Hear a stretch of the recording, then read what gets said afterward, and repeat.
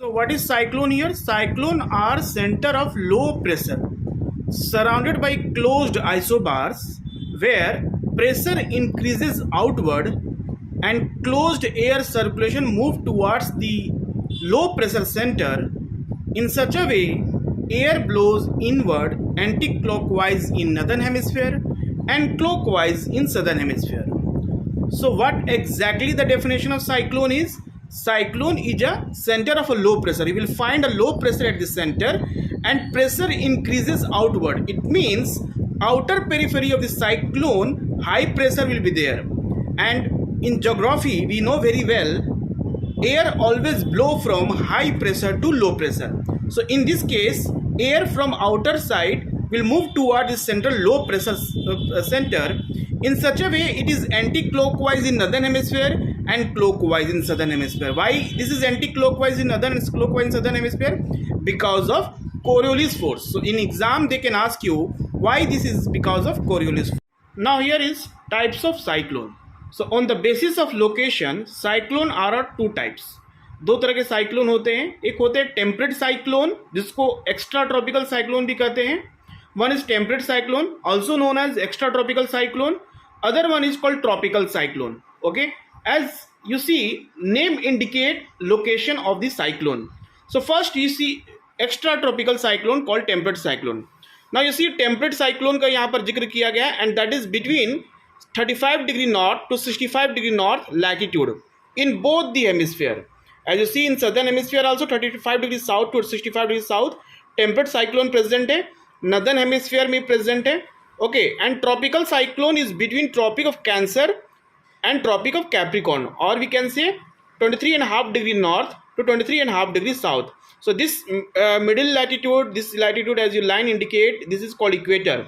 So on the basis of location, temperate cyclone is between 35 degree north to 65 degree north, and tropical cyclone is within the tropics called tropic of Cancer and tropic of Capricorn. One more thing I want to mention here, that at the equator no cyclone is formed. Okay, at the equator no cyclone is formed because here Coriolis force is what? Coriolis force here is 0. That's why no cyclone is formed here. Okay, I will explain you how a Coriolis force is responsible for the formation of cyclone. Okay, so in exam they can ask you about the location difference between the two cyclone. So tropical cyclone and temperate cyclone. Now second important point you will see here, I am just giving an arrow towards the eastward. So this temperate cyclone is moved eastward under the influence of westerly wind. Remember here the wind is westerly, and tropical cyclone, as you see, this move toward the west. So tropical cyclone move toward the west under the influence of trade winds. So this is the second important difference between temperate cyclone and tropical cyclone. So temperate cyclone under the influence of westerlies move toward the eastern direction, and tropical cyclone move toward the western direction under the influence of trade winds. Okay. Now here you focus about the important characteristics features of temperate cyclone. Okay, so we list down all the important features. The first one is about the shapes. So how temperate cyclone look? Different temperate cyclone have different shapes. For example, temperate cyclone have circular shape, semicircular, elliptical or V-shaped. Second is low pressure at the center and surrounded by closed isobar. So this is the, you can say, very important characteristic of all the type of cyclones. जितने भी cyclones होते हैं उसमें क्या होता है? Low pressure at the centers and it's surrounded by a closed isobar. Third important one is pressure difference between centre and periphery. जिसका centre में लो प्रेशर है और उसका जो आउटसाइड में जो प्रेशर है उसका डिफरेंस कितना होगा. So difference is between 10 to 20 MB और some time it will be 35 MB in some time. Okay, and what exactly the diameter? So diameter of temperate cyclone is 1900 kilometre. This is for ideal temperate cyclone and its shorter diameter is 1000 kilometer.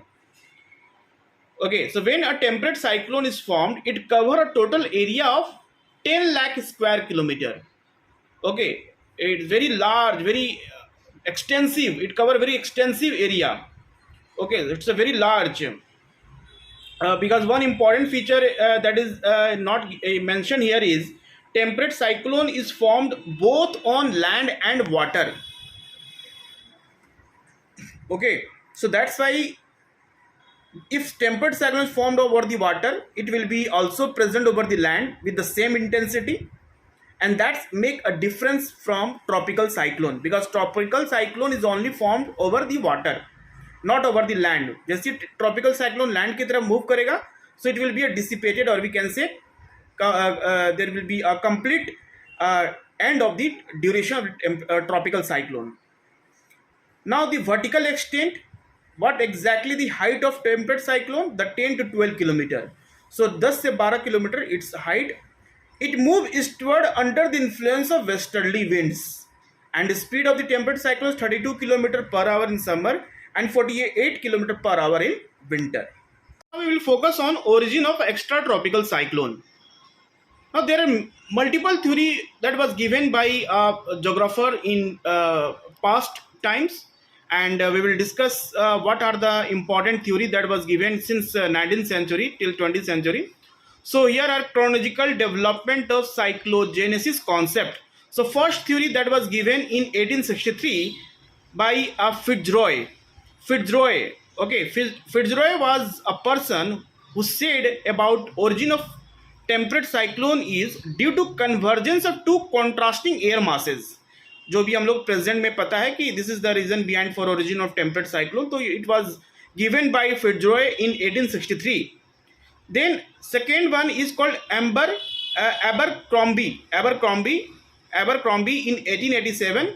He said that there are some physical processes responsible for the origin of temperate cyclone, and he used some mathematical modeling and analytical approach for the origin of temperate cyclone. But it was criticized by many of the scientists because we want some theory that can explain on the basis of facts and the important process we see in environment. Then a third approach was given by Shaw and Lamford in 1891. They said that temperate cyclone originate because of convergence of wind from all direction toward the center. Okay, so this is what you can say that strengthening the theory that was given by Fitzroy in 1863. There are two theories called convective current theory and eddy theory. Both theory was not became so much famous because convective current theory was rejected because on the basis of convection it said, and eddy theory said that because of eddy current a temperate cyclone is formed. Then in 1918, two famous scientists called Norwegian meteorologists called V. Bjarnes and J. Jarnes, in 1918 they came out with a theory called polar front theory. This theory is also known as wave theory, or we can say Bergian theories also. Then latest theory is called baroclonic theory. This is theory based on the recent meteorological data we derived from the satellite and radars. Okay, so these are some important you can say chronological order about the origin of theory about the temperate cyclone. So here a very new concept called insolation cyclone.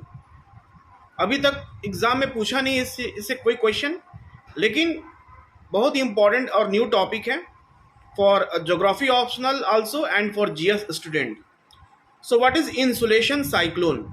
First of all, the concept was given by Humphreys. Okay, Humphreys. Humphreys. The concept was given by Humphreys. Insolation cyclone.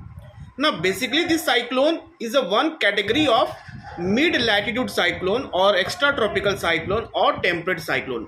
तो ये temperate cyclone का एक part है, ठीक है, उसी की तरह होता है. And this is thermally induced temperate cyclone in mid-latitude. So main mechanism here is insolation. Okay, thermally induced temperate cyclone. Basically, what we know about the temperate cyclone? Temperate cyclone is formed because of the front, polar front, two contrasting air mass come in contact. Okay, so front is formed and that result in the formation of temperate cyclone. But insolational cyclone is actually a thermally induced temperate cyclone. Means temperature is responsible here. Now one important point about this cyclone is it is stationary. Okay, at their place of origin. Unlike temperate cyclone, we know it moves eastward under the influence of westerlies, that cyclone is not stationary. It moves from west to east direction, but this insolation cyclone is a stationary. Okay, and this will remain at their own original place, and no different fronts are formed. इसमें fronts का formation नहीं होगा, like in temperate cyclone, you know, cold front is formed, warm front is formed, but in this case no front is formed. Okay, now there are two areas, the two seasons in a year when an insolation cyclone is formed. One in summer season. So summer season में कहाँ होगा? Over the continent. So low pressure developed on the continent in summer season, and wind blow from all direction toward the low pressure center. That is called that result in the formation of low pressure, and insolation cyclone is formed. Okay, now some of the places in the world where this insolation cyclone is formed. So first is Iberian Peninsula, Alaska, Southwest USA, and Northwest Australia. So in exam, if they will ask you a question, write a short note on insolation cyclone. You must write in 50 to 60 words, and please write the location also.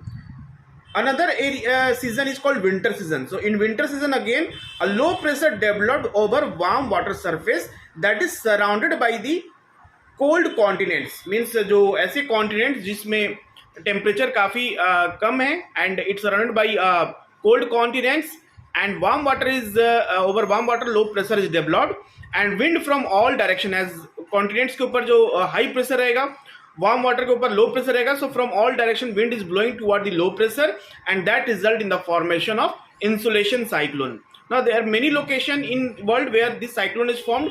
One is called Okhotsk Sea, Norwegian Sea, south of Iceland and Greenland. Okay, so in this case location is very important about the insolation cyclone, and the concept was given by Humphreys. Okay, thank you everyone. Now here is polar front theory, also known as frontal theory, wave theory, and Berzen theory. Polar front theory was given by V. Jerknes and J. Jerknes in 1918. Okay, so this is a theory that explains the mechanism of temperate cyclone. Now we know very well, as per polar front theory, temperate cyclone is formed because of convergence of two contrasting air masses. One air mass from the polar area, that is cold, dense, okay, heavy, and other air masses from tropical, subtropical area, warm, moist, and lighter. So these two contrasting air mass, when converge, then there is a formation of temperate cyclone. A front is formed. Okay, then temperate cyclone is formed. Now this front cyclone is formed, passes through 6 stages. Now here you see I am just mentioning 6 stages. So first stage is called initial stage. Initial stage when the two air masses moves parallel to each other, and in this case a stationary front is formed. Okay, and no two air masses penetrate in each other territory. इसमें क्या होगा कि both the air masses move parallel to each other, and this is the initial stage. Second stage is called incipient stage, when as warm air masses from tropical, subtropical area is move toward the west under the influence of westerly, and polar air masses move under the influence of easterly. So warm air mass started to penetrate into the territory of cold air, okay, cold sector from eastern side, and from western side cold air mass penetrate into the warm sector from western side, and this is how a wave type is formed, and this is called incipient stage. Okay, third stage is when warm front and cold front both established completely. Okay, and we call as a mature stage, when the isobar become more circular in nature, and cold front is moving toward the warm front. Okay, because warm front where a warm air mass penetrate into the territory of cold air mass, so warm air mass will be uplifted, Because of adiabatic cooling, it will cause condensation and rainfall. Similarly, in cold front, where cold air mass is more active, penetrate into the territory of warm air mass. So in this case, warm air is uplifted, but this upliftment will be a more faster as compared to the upliftment of warm air in warm sector, warm front area. So here the rainfall will be also very high, and it will be a short duration. Okay, very heavy rainfall, but it will be short duration. And the fourth stage is when a warm sector, the warm air sector, which is between the cold front and warm front, will become more narrowed as cold front is approaches towards the warm front. Okay. Fifth stage is your occlusion stage. Occlusion stage is when warm air mass is completely uplifted from the ground and cold front is reaches toward the warm front. So ground surface will cover entire ground surface will be covered by the cold air mass, and warm air mass is just above the cold air mass. So this is called a occlusion stage, or occluded front will be formed. And the sixth stage when occlusion will be disappear, and in this case entire ground surface will be covered by the cold air and warm air mass is completely uplifted, and in this case cyclone is die. So this is the completion of the sixth stage of cyclone. So polar front theory said that cyclone passes through 6 stages from initial to dissipation stage. Okay, thank you.